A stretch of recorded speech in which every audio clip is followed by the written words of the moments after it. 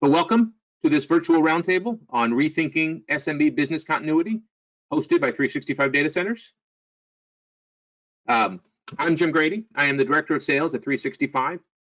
For those of you who may not know, 365 Data Centers is a leading provider of hybrid data center solutions in 13 markets across the eastern US. We operate data centers in New York City, Bridgewater, New Jersey, Philly, Buffalo, Detroit, Chicago, Indy, Nashville, Tampa, Boca Raton, Fort Lauderdale, and we recently added a new facility in Comac, New York. We're in the process of integrating that into the rest of our sites. We also operate a low latency fiber backbone connecting all of these facilities, as well as another 30 data centers throughout the country. We operate our own Tier 2 IP backbone, and we operate a private cloud located in 2 of our data centers. And we also offer a host of best-of-breed services for SMBs, including local access, managed security, backup and business continuity, cybersecurity, and we even offer disaster recovery space in a number of our markets, including Boca and Philly. The EJEDS data centers that we operate serve as regional hubs for carriers, and our sites are all carrier neutral and fiber rich, with over 60 carriers available to our customers across the portfolio. We operate about 220,000 square feet of raised floor white space and 21 megawatts of power available for our customers. It's my pleasure to introduce the topic of our virtual roundtable and the gentleman who will join me in this discussion. As I mentioned, I am with 365. I've been here about 5 years, most recently moved into the role of Director of Sales. I've been in the telecom industry for 25 plus years, starting at MCI back in '91. I've worked for large companies like IBM and also smaller dot-coms that you may be familiar with, like Winstar, Internap, and Yipes.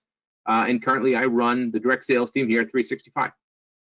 I'm going to kick it over. Also, we're pleased to have Mike Allen. He's the Senior VP of Solutions and Engineering at datacenters.com. They are an automated acquisition platform for technology services. Mike? Thank you, Jim, and good day to everyone. Hello, Wayne. Thanks for having me here. Again, my name is Mike Allen. I am the Senior Vice President of Solutions Engineering for datacenters.com, as well as the other side's sister business, Global Consulting Group.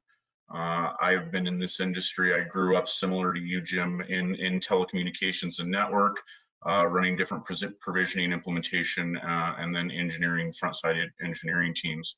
I've been with the company here, datacenters.com, for the past 6 years, and our sole purpose in life is acquiring clientele that are looking for technology solutions, specifically as it relates to our discussions today, whether that be automated through datacenters.com and managing your RFPs there, or from the consultation side of the business, using myself and our organization to help you place those technologies. Great. Thanks, Mike. Well, we're also fortunate to have with us Wayne Kenworthy. He's the Director of IT Operations at Hayward Industries. They are a pool product solutions provider for in-ground and above-ground pools. And Wayne is based in Elizabeth, New Jersey. And I'll kick it over to you, Wayne. Thank you, Jim. Good afternoon, Mike. My name is Wayne Kenworthy. As Jim said, I'm the Director of IT Operations for Hayward Pool Products, Inc., headquartered in Berkeley Heights, New Jersey. I have 35 years of experience in the industry, starting out in the infant stages of microcomputer technology on Unix, DOS, Windows, through all the different iterations of networking, Novell, Microsoft, routers, switches, etc. So my capacity within Hayward is really building out anything with a wire or today antenna attached to it. My career has paralleled the growth of the technology in the micro space, from PC all the way up through the mainframe days. So I've been around the block quite a bit, and I've seen a lot of interesting things in my career. At Hayward, we are a global business. We have factories around the globe, and my charge is to run the data centers and keep the factories producing product 24/7. So we have a global network, and we utilize our partnership with 365 Data Center to manage and co-locate our international data center located in their Bridgewater facility. Great. Thanks, Wayne. So I think we'll get started. The SME market, SMB, excuse me, market is a lot of definitions, different definitions. I think for today, we're going to consider the Gartner definition, which is really a company of under 100 employees. But more important than the number of employees is the fact that these companies typically don't have a dedicated IT staff, but at the same time, they have the requirements to have 100% uptime like the larger enterprise companies do. However, studies have shown that more than 70% of SMBs experienced at least one outage in the past year. Yet a quarter of these companies never test their DR plans, assuming that they even have one. So as this world becomes more and more digital by the day, the importance of data centers and business data and applications, as well as the continuity in these operations, is skyrocketing. And the strain on your company's network, resources, including human resources, climbs, and your need for uptime grows. And we're all recognizing we're kind of working in an unusual time right now, right, with all the remote home and remote learning. But as this threat changes and we kind of go back to what the new normal is, I think we all know that telecommuting, remote learning, and other internet-based interactions will continue to be common. So we all must be prepared for this new normal. For small and medium businesses, now is the critical time to reevaluate your business continuity strategy. That includes your IT environment, your disaster recovery plan in case of a cybersecurity attack, God forbid another natural disaster, or even human error. As we all know that these are the critical things that cause these issues.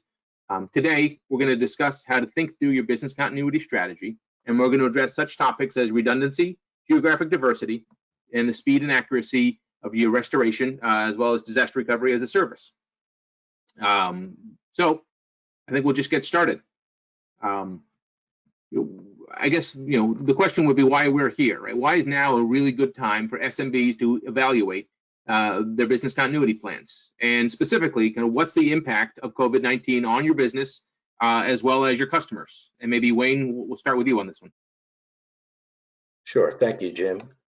Well, I think that we can all realize the impact of the COVID-19, and it really is teaching us lessons every day about your level of preparedness and actually how prepared you were to support your business and, most importantly, your customer base during the COVID time that we find ourselves in. Specific with Hayward, we realized our effort early in March. We actually have, although we may be in the larger end of the spectrum here with the SMB, I think I can relate to a lot of the things that you're all going to go through. I started out my career in that space, but regardless of size, the fundamentals still remain and have to be addressed.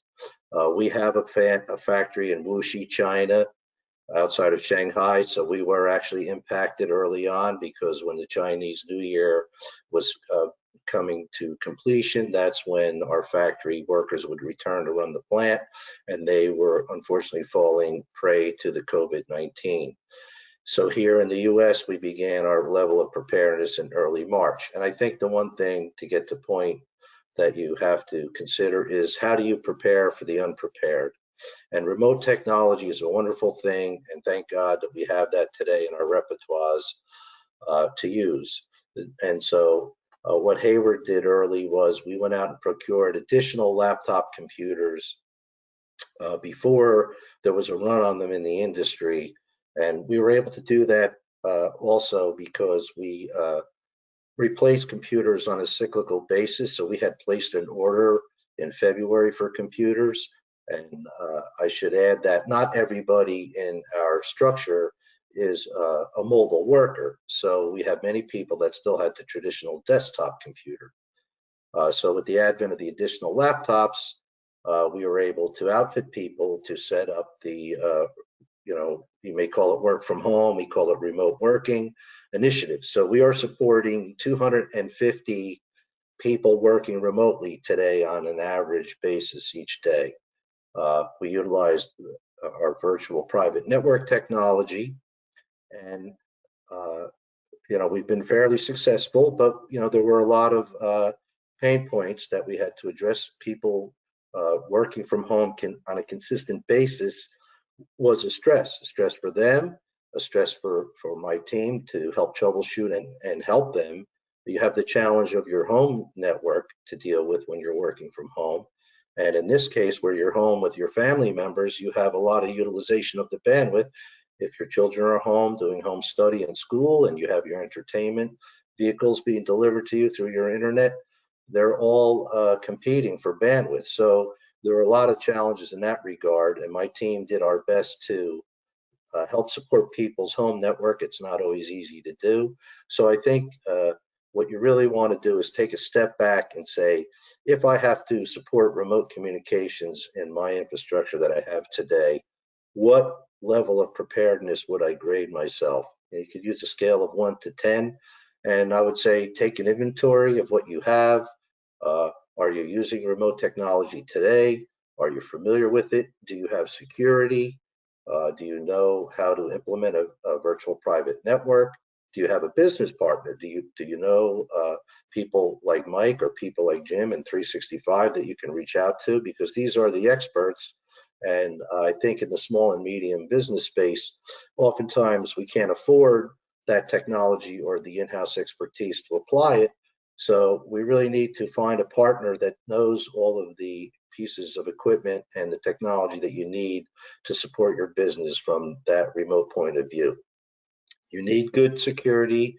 You need good laptop and remote devices. You need to be able to use virtual meetings such as we are on today. These tools exist. They're very commonplace, but you may find yourself quite surprised when you're in the middle of the firefight that there are things that you may not be aware of. So, I think the fundamental process of putting together a plan, a business continuity plan on that scale, in this case, will stay specific on the topic of remote communications. I think that's the key thing. Take an inventory of what you have, take an inventory of people's comfort level with their skill set to work remotely, and it's a good exercise to go to, even if we certainly don't want events like we have today, but it also supports the business. The more mobile your workforce is and the more that they can work when not in the office, the more advantageous and the more productive it is for the company. So I think I'd leave it at that. Level of preparedness, fundamentals, checklist, technology, and the skill set of your employees. Put that all down and have a discussion with your key stakeholders and try to give yourself a rating on where you fit. Great. Thanks, Wayne. Mike, do you want to give us a viewpoint from both the datacenters.com as well as your clients and what the impact you've seen on them? Yeah, I would think or like to state originally, datacenters.com, we eat a lot of our own dog food, right? So from an impact perspective on our business, the impact was actually through those clients in the SMB space that didn't have or had never tested any type of a disaster recovery plan. So when we had the shelter in place orders come in and people were getting locked out of the office and essentially quarantining at home, our phones started to just go off the hook as it related to people that are looking to put those disaster mitigation plans into practice. To your point earlier, if they had one at all, right? So we had people with PBXs sitting in in-house data center closets that couldn't get to their dial tone or have their customer service calls taken, people calling in trying to figure out how to place remote workers, and scenarios where people couldn't get to their infrastructure, and scenarios where people didn't have access to their applications because the plan, the continuity wasn't there, the disaster recovery wasn't there. So we've been extremely busy as a group placing those technologies with the help of 365 as well, and supplying those clientele with those technology products and solutions, so that should something like this ever happen again, they have the opportunity to be ahead as opposed to behind it. So interesting times right now, but we've been on the back end of some of our clients that really didn't have those disaster recovery plans in place, and assisting them to come up to speed to honestly stay valid within their industry. That's great. I think we've seen the same, right? We've as a company, we ourselves we're fortunate, right? We haven't our headquarters in Norwalk had to be switched to work from home, but for the most part, our data centers are not people centric. A couple of our sites, we have a handful of people at the majority of our data centers, so social distancing was not a problem for us. And data centers are not exactly population centers. So, we've been able to operate as a company relatively normally throughout this. But then from our customers, we've got seen into all sorts of categories. We've had a number of customers who have seen, this has been, they've had to greatly increase, right, their bandwidth, their capacity, add more servers, because they've just seen a growth in their end users as well as their employees. So they need more bandwidth and they need more capacity at our data centers. And so we've been very busy helping those customers, grow and either temporarily or even as they prepare the long-term model, surge their capacity to support this time and the future. Then we've also had a number of customers who are struggling right now, right? And that's part of this, right? And we're working with those customers who have been negatively impacted by this and trying to help them get through this time. And hopefully we can put a pause on things so that 90 days from now or whenever that timetable is that things are back to the new normal, we can resume this stuff. But so we're trying to help customers not make long-term decisions based on short-term crisis that we're in, and we're trying not to add to that crisis with them and make things easier. And one of the things we're doing, we've reached out to our customers and we're providing remote hand services for free for our clients, so that they don't have to get to the data center. We'll do the racking and stacking. We'll reboot their things for them at no additional charge, because we're not looking to capitalize on the situations that these folks are finding themselves in. We've had customers that expanded with us, and they just shipped us the gear. We did all the racking and stacking, got their POPs live, and they never had to never had to leave their homes. And those are the kind of things that we're doing to help our customers, survive in this environment. And I think that is going to be kind of the new normal going forward.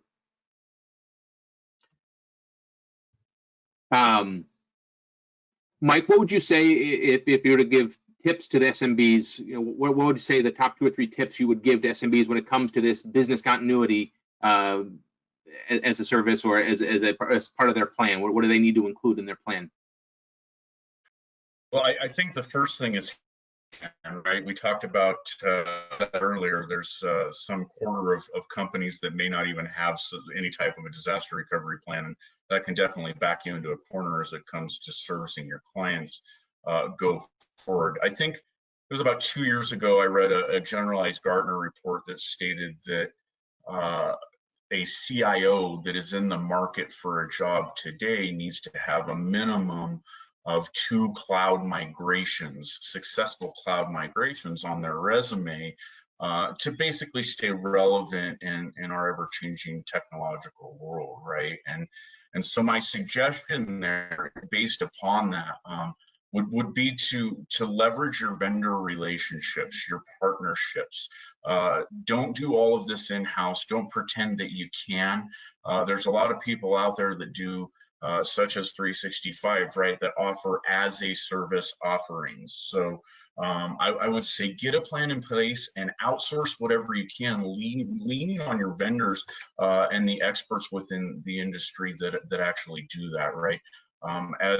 As whatever it is business that you're operating out there, you want to be good at your widget and don't necessarily want to be in the network business, the co-location business, and or the technology business at all, right?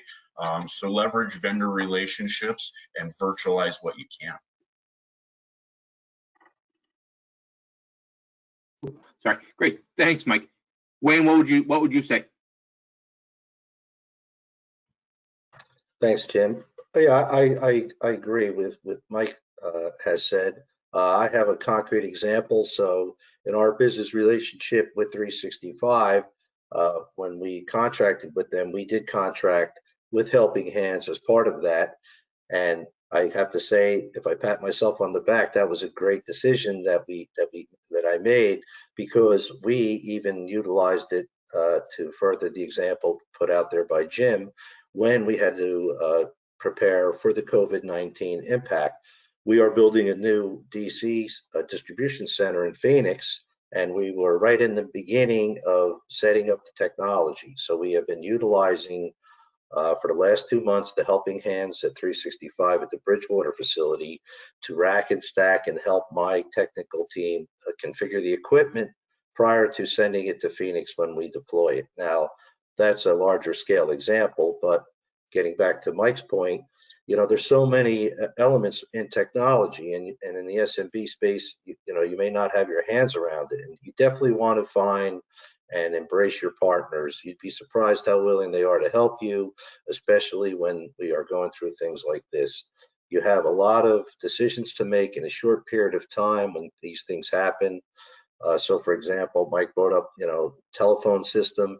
That's a great example. That's a fundamental system that businesses have. You may have a small contact center. You may not even have a contact center. You may be relying on mobile communications for a lot of your business. So when you find yourselves in these situations as a business person, I think, you know, the two things that you want to look at is, again, let's get a level of preparedness document together. Let's talk to our stakeholders in our business, because you really have to have buy-in from all the different departments that run the business in order to have what you would refer to as a business continuity plan.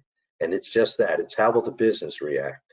Now, in my company, we had a disaster recovery plan. We've always had one we've had it for over 20 years.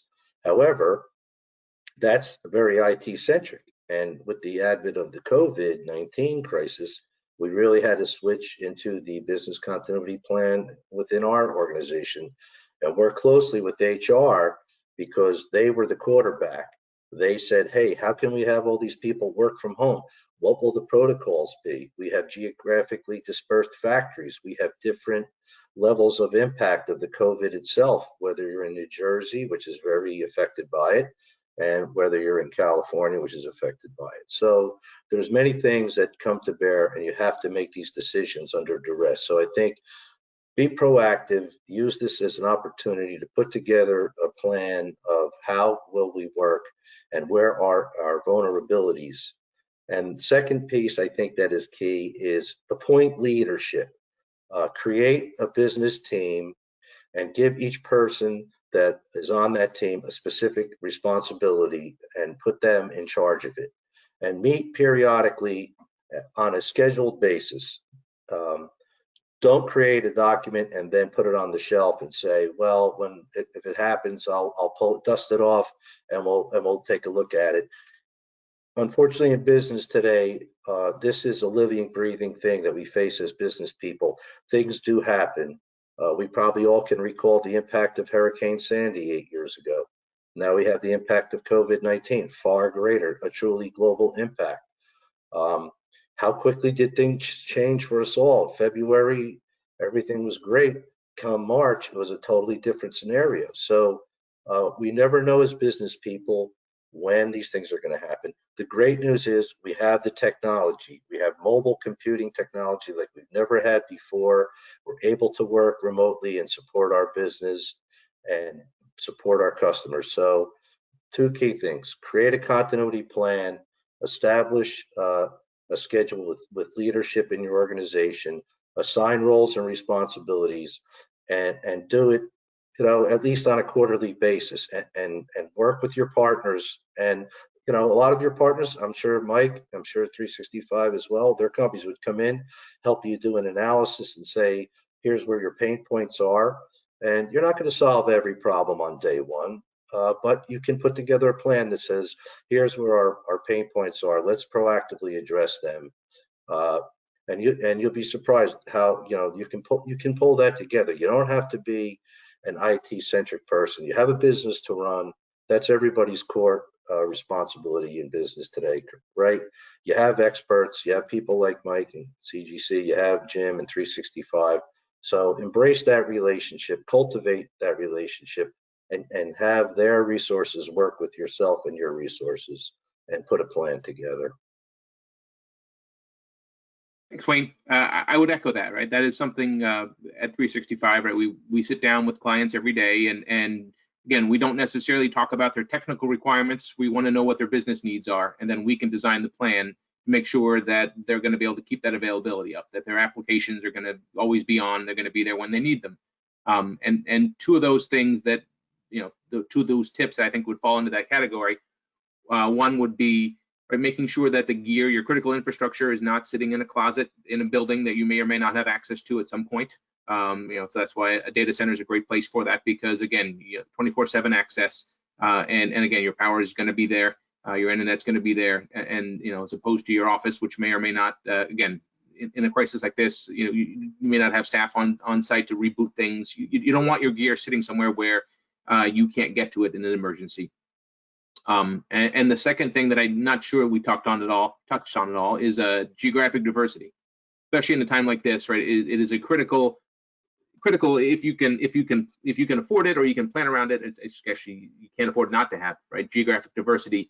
Wherever your primary data center is, you need to have an ability to have a secondary connection, and whether that's in a physical connection, a physical data center that's out of the market, right? So we have lots of customers who are in multiple data centers, and we can provide connectivity between the data centers for them. Or that geographic diversity could also be, in the cloud, right? So you could have a hybrid solution where your primary is in a data center, and that data center then is, diversified into a public cloud, private cloud, right? We can help with all of those options, but it is critical, right, to not have that single point of failure of a single data center somewhere, because again, as we've seen over the last 60 days, terrible things happen that are unpredictable, that would have been unthought of, 6 months ago, and you need to be able to be prepared as prepared as you can for that. And so having, two different locations, geographic locations, is a critical way to help address that. Wayne, when you're thinking about, well, I guess the question would be, if you're talking to SMB leaders, and well, I guess you kind of talked about this a little bit. Maybe Mike, if you're talking to leaders, what are the things do you think they should be thinking about with their SMB, with their business continuity plans? In the networking world, I think all of us on the panel here have a little bit of experience with this, but we're taught originally what the OSI model is, right? And it's a stack of technology from the network all the way up through the application on how to make things work on a network, and how they bits and bytes essentially go from place to place.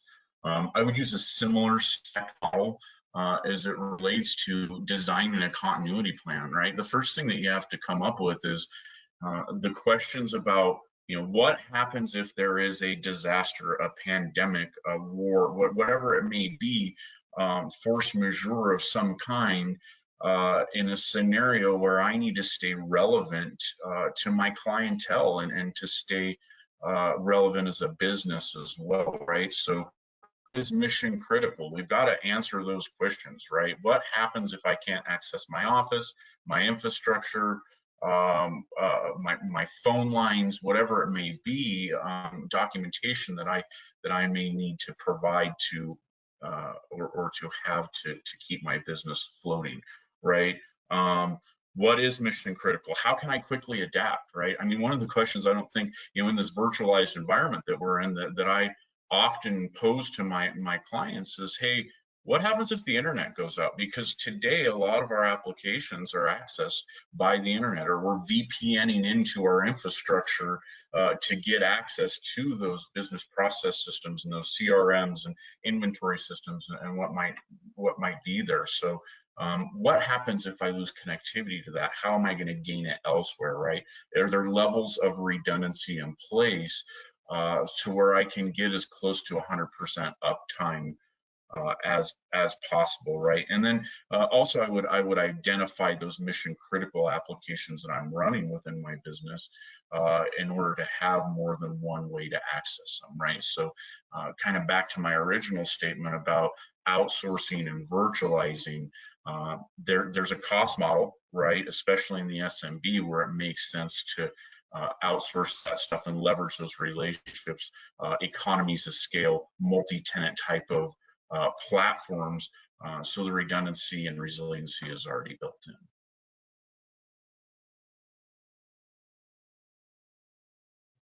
Great, thanks, Mike. Wayne, would you have anything else you'd want to add on that? I know you covered the business continuity previously, but is there anything else you'd add on that for an SMB leader to think about when they're putting together their plan?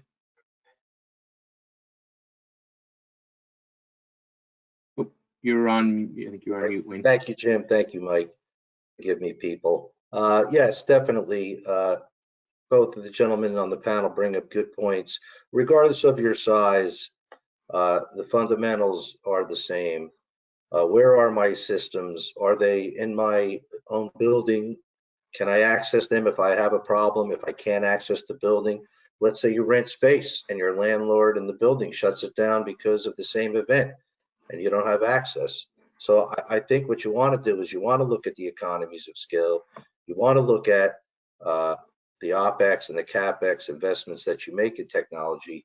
And, you know, one thing about putting things in a professional data centers such as provided by 365 and using professionals like Mike Allen, are that you put a plan together that helps ensure your business against these events. I'll give you a short example.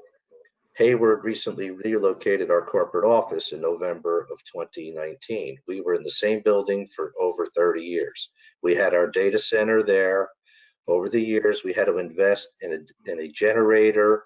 We had power issues. We had telecom issues. We spent a lot of money.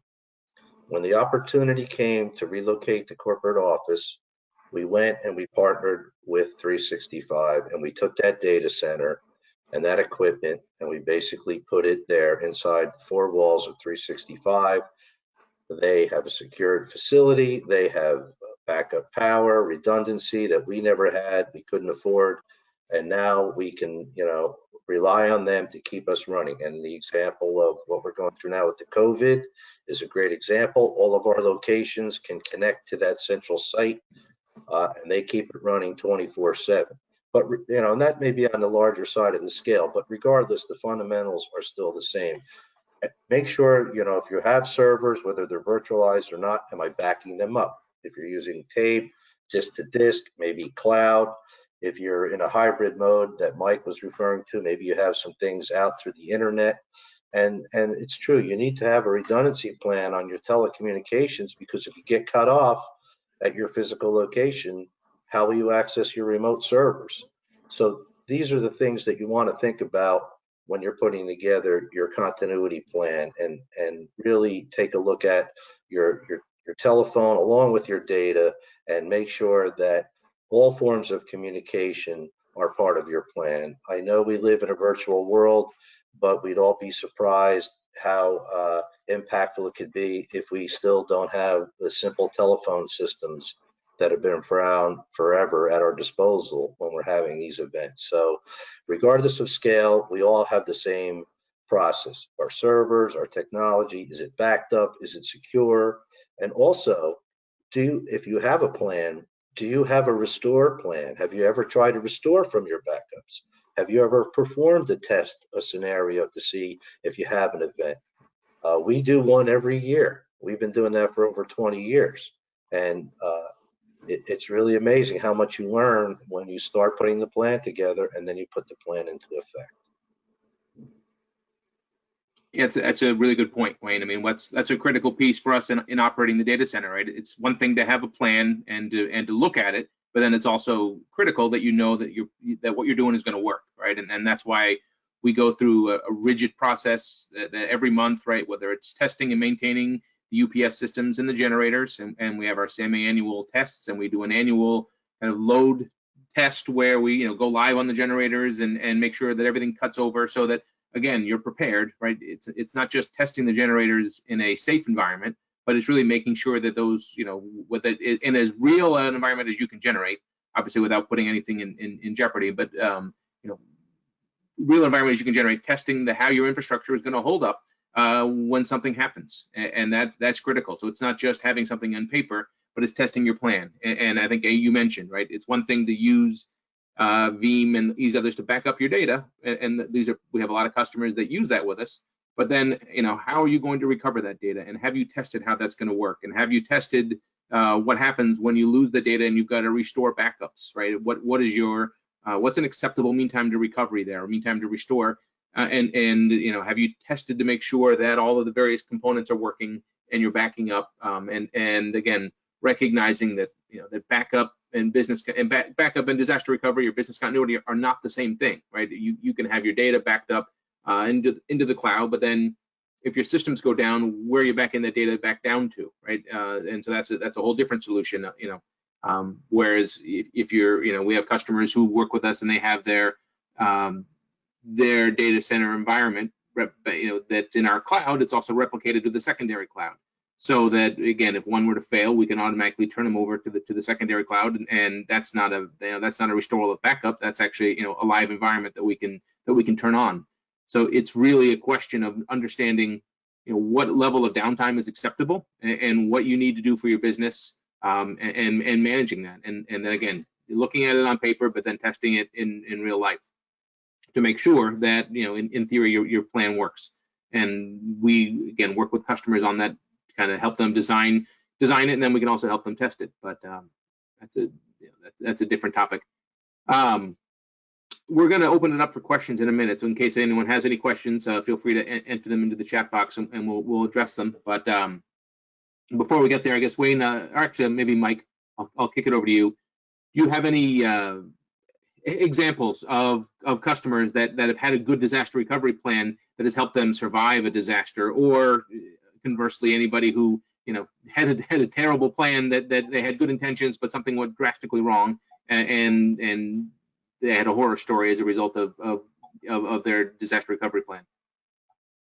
Jim, it's interesting. I was listening to Wayne talk about the landlord earlier, and we actually had that occur. Beginning stages of shelter in place. Everybody's ordered home. The client's in Michigan, right? Pretty stringent safety and shelter in place rules there, to the point where things were locked down pretty hard. Well, client has on-site data center. They've got 5 racks of infrastructure, and things went awry. They lost connectivity, something went down, they needed access to that infrastructure. There was no disaster recovery plan. There was no getting into the building. It took them 3 days to be able to get in there, to get a hold of the landlord, and to get the landlord to agree to let them in to work on that infrastructure. So you can see how something like that in a disaster recovery plan, if you haven't thought about things like that, how it can cripple you as an entity, if you will. So that was a bit of a mess, right? We're working with them now to put some DR in place, geographical redundancy, move their infrastructure into data center space, potentially offer them some type of a hybrid scenario, right? Their ERP system was running on that infrastructure, so it really did cripple the business. So that's the horror story, if you will. And then on the other side, right, something that did work. We have a small call center. As everybody has migrated into their houses, children are no longer capable of actually going to the school, right? They're doing a lot of remote learning these days. So one of our clients that provides educational resources has a small call center here in Denver, where I'm at. And they had a disaster recovery plan in place via our vendor relationships, where they were able to take their agents and set them in seats at their house and fail over through their phone system into a virtualized call center environment, and still start taking those calls, which they saw an uptick in because the educational documentation and all of the supplies that now parents are needing to call in order to keep their kids busy and make sure that they're on track could stay in business. So that was kind of a seamless transition. Great, thanks. Maybe we'll take a question from the first question I have in here that says, what are the latest considerations in the build versus buy debate? And how should decision makers be thinking through this moving forward? I guess this is really, again, keeping it in-house versus outsourcing this with a provider. And maybe I would kick that over to you, Wayne, because I know you've thought about that a lot, obviously, in terms of outsourcing and how you would handle that. Thank you, Jim. That's a great question. Yes, on-prem build versus buy as a service. I think Mike alluded to it earlier. There are cost of ownership models out there for all levels of technology. And I think you take a look at today's market, and there's many opportunities and justifications for buying the service as opposed to using on-prem or build it. When you build servers, even in a virtual environment, it can become very technically intensive. It can become quite expensive. Licensing isn't cheap for virtual servers, regardless of what your hypervisor is. You may have to have special skill sets that you don't necessarily have today. And that skill set may not be one that you can utilize 40 hours a week in a full-time job for a technician. So I think you want to look at, what are your systems, your ERP, your contact center, what are your core business competencies, and then take a look at what it takes to scale that up on-prem. Look at how much the maintenance fees are. Look at your access costs, your internet fees, your network costs with your providers, your cost to have redundancy if you have it in your own location, and look at the overall cost of ownership model, the investment. Yes, you can capitalize and depreciate it.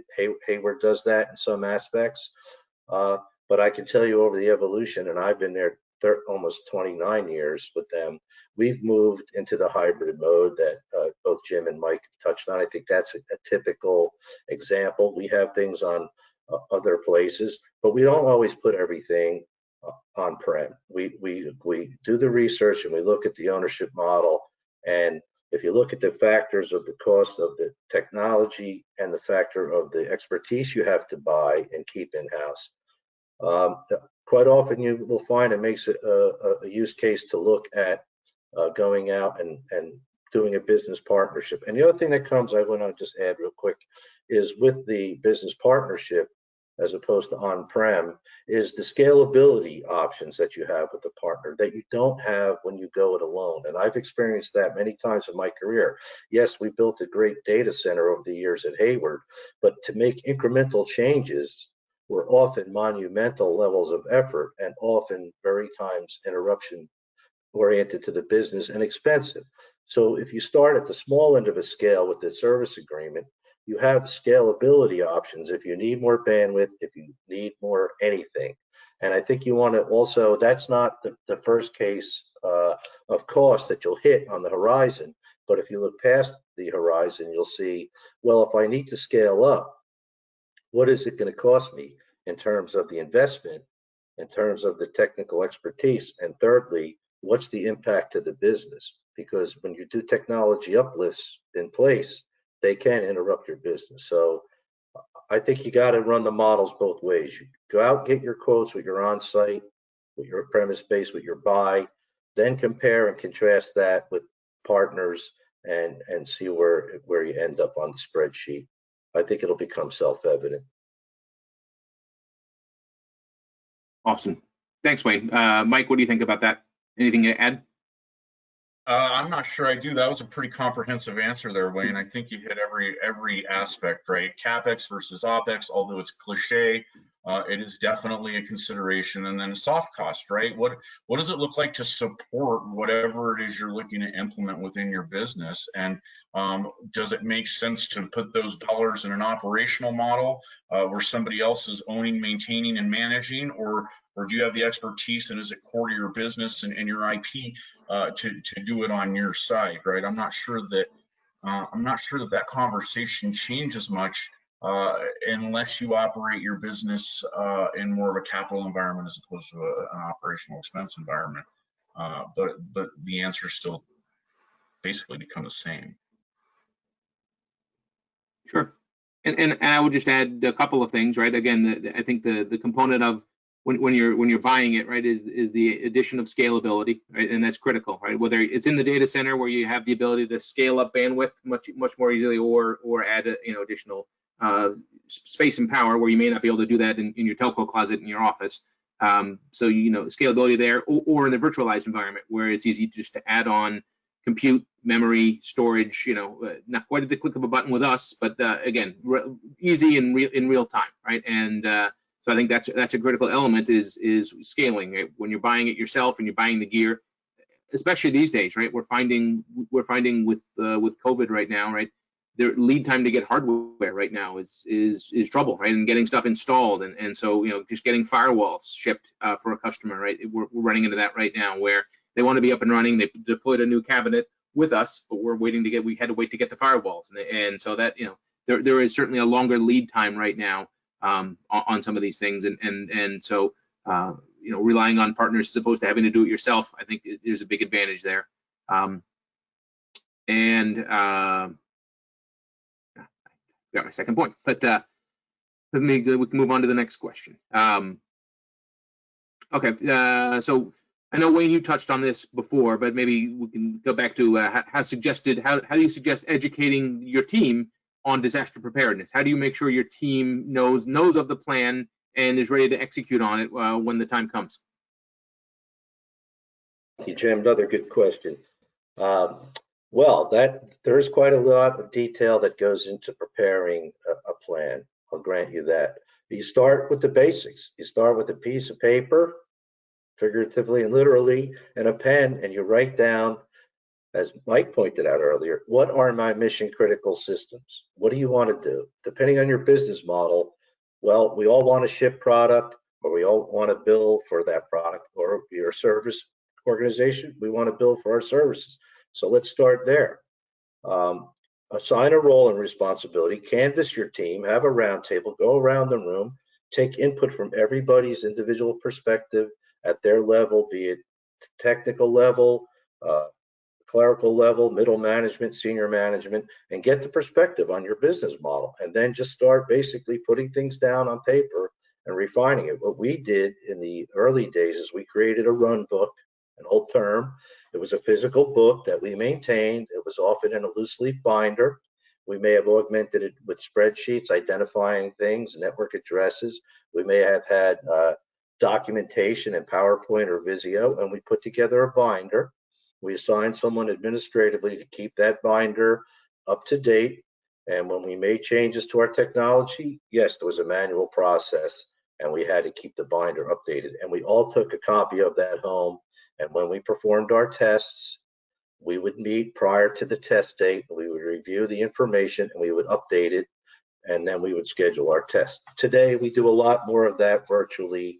We keep everything in-house and out of house on drives out on the network cloud, and the information is always accessible.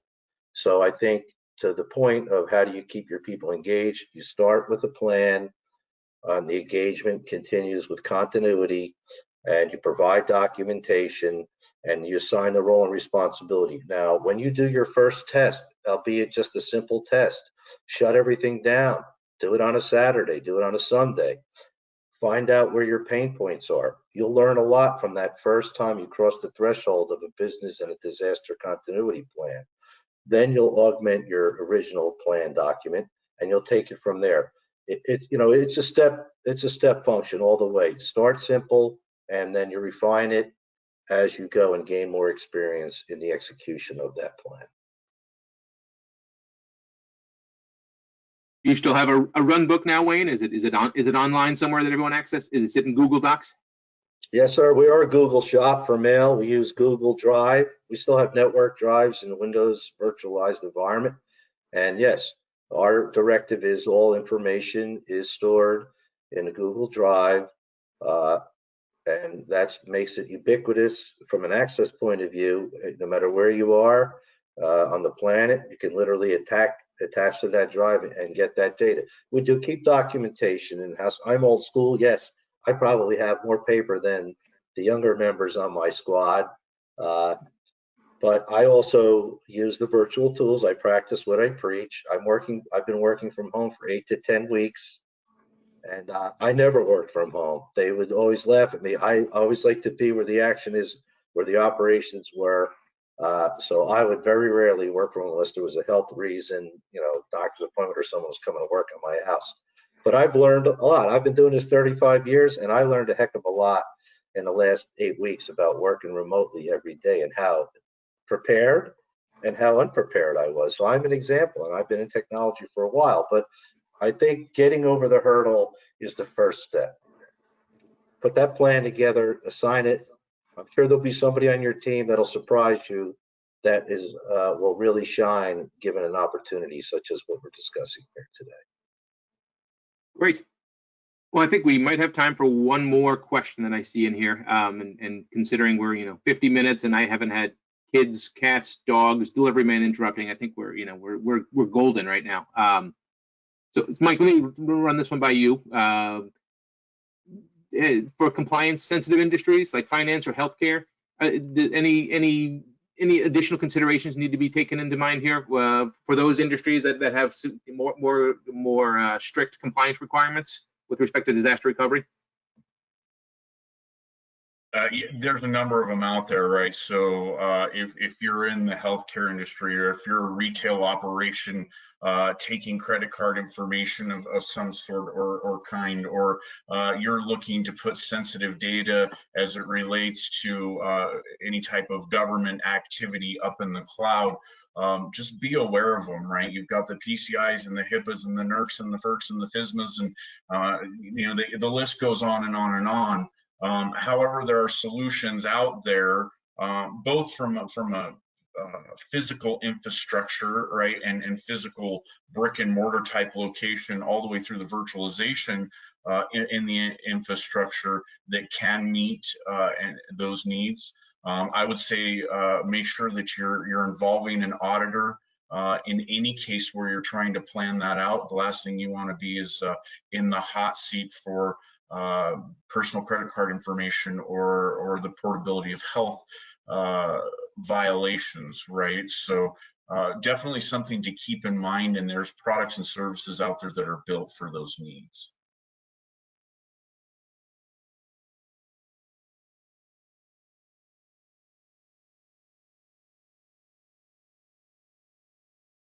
Sorry, I was on mute. Wayne, I didn't know if you'd have anything to add on there since you are you're outside of the finance and healthcare. I would just add that from our perspective, right, we have full range of compliance, whether it's SOC 2 and HIPAA, PCI, right, and so if you are looking at your plan, make sure that those plans, right, are time consuming to maintain, they're expensive to get, and it is a process to acquire them, and make sure that the partner that you have has gone through those processes and does it regularly. And not just they did it once, but they do it every year, that they go through the process, they go through that audit, they work with third parties to get that certification, and make sure you ask your potential vendor to see the latest certifications, because again, they should be no more than a year old to show that they're still up to date and they're still doing these going through the compliance, because that's a critical piece, right, to make sure that the site is secure and that your data that you're going to be storing there is going to be secure as well. I don't see any other questions at this point in the chat, and I think we're getting close to the top of the hour, and so I don't know if Mike or Wayne, if you had any last considerations, or if we want to wrap it up. I want to thank both of you guys for your participation today. I hope everyone out there is safe and that maybe learned something today, or all of us are available. This will be available online, and you can see it if you have any further questions. You may follow up with any one of us. I think we're all available. I know I'm available on LinkedIn. Reach out to me if you have any further questions. Wayne or Mike, any last thoughts? Yes, thank you, Jim. For those attendees, I would just say don't be afraid to take that first step. There's a lot of information out there. There's a lot of partners. You've got 2 partners here that could help you in their levels of expertise. Take that first step, and once you cross that threshold, you'll build your confidence as you participate in the process. It all begins with that first step. We went through the same thing many years ago, and thank God all these years later that we did, because we feel confident that we can get through any type of a situation. But take that first step. Mike, anything? Yeah, and then Jim, I'd just like to thank both you and Wayne for the partnership here and having me on. We've uncovered quite a bit with this newest pandemic, and it's exposed a lot of holes. So to Wayne's point, take that first step and leverage the people within your ecosystem that have the knowledge and maybe a couple of bumps and bruises as we've gone along the way, because it'll definitely pay for itself in the future. Great. Well, thanks everybody for joining today. We hope you found the conversation relevant and helpful. Again, follow up with me if you have any questions, available at 365 Data Centers or on LinkedIn. Thanks everybody. Be well. Thank you. Take care, everyone.